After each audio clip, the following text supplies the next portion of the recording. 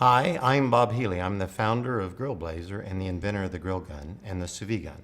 This is a sous vide gun that I have here today, and I'm going to do this short video in order to be able to show you what's involved with replacing the valve stem in the fuel control valve for the sous vide gun. I want to make sure that you understand why you might ever want to change this valve stem. If at any time when you have propane connected to this, you walk out onto the porch where you have this set up, if you've got the propane connected for a long period of time, which you're not supposed to do, but if you've done that, then you have to make sure that there's no smell of propane and it's not a combustible atmosphere.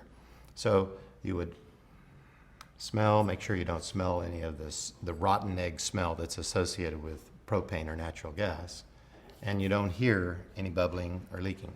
And just that simple check, and you're safe to operate the gun. You can turn on the gas, pull the trigger, and you have fire.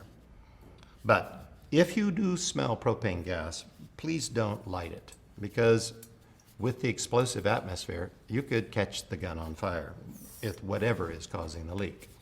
So what I want to do is I've disconnected the propane, and I want to replace the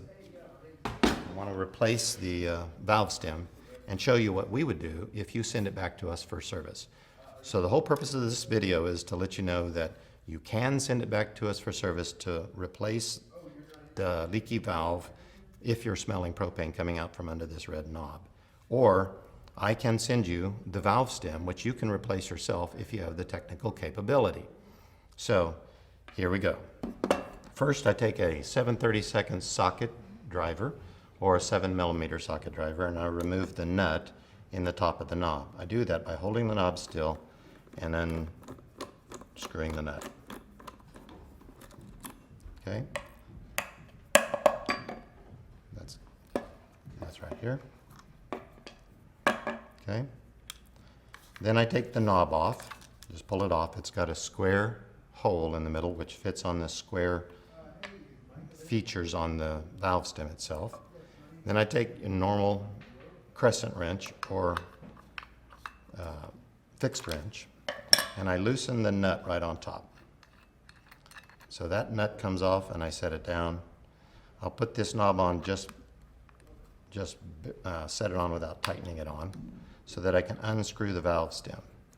So I unscrew the valve stem. See, it comes right out. I'll remove the valve stem, and I'll set it down, and you would receive from me a new valve stem with different O-rings on it, slightly different in size.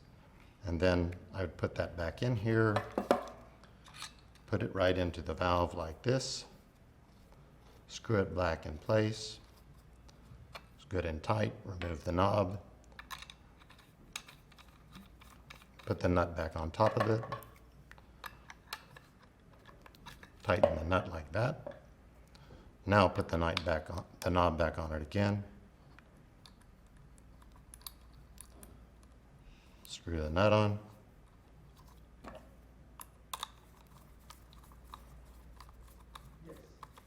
Okay, the repair is complete. This valve stem can be discarded. So that's all it takes to make the repair to the grill gun. So I put it back on, put the tank back on, make sure it's all off, listen for it, no leaks, and you're back in business again.